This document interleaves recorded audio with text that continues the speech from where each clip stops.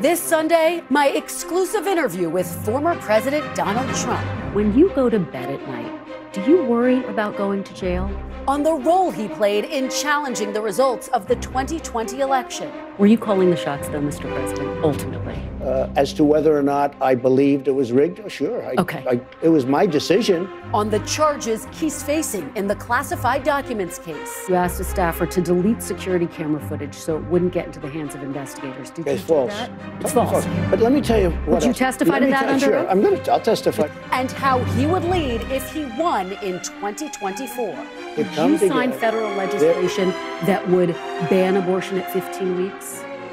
No, let me just tell you what I did.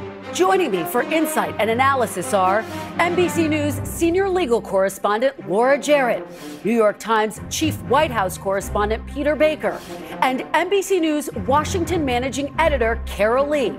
Welcome to Sunday. It's Meet the Press. From NBC News in Washington, the longest-running show in television history, this is Meet the Press with Kristen Welker.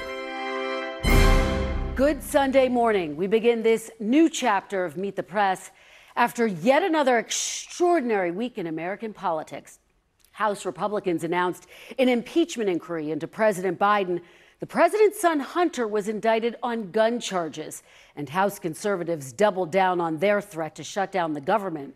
Meanwhile, people close to President Biden are increasingly worried his son's legal troubles could strain the president's focus on what's expected to be a razor-close election. No, it's not. I cannot thank you all enough for being here, Laura, Peter, and Carol. Thank you. And when we come back, a look back at what the first moderator of Meet the Press said about the value of this show.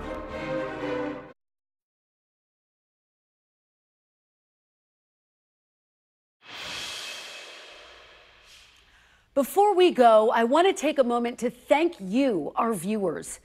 It is an incredible honor to be sitting in this chair, and I feel the huge responsibility it carries. I also want to recognize all of the women, all of the people of color who've been pathfinders to make this moment possible, as well as all of the journalists who've mentored me along the way.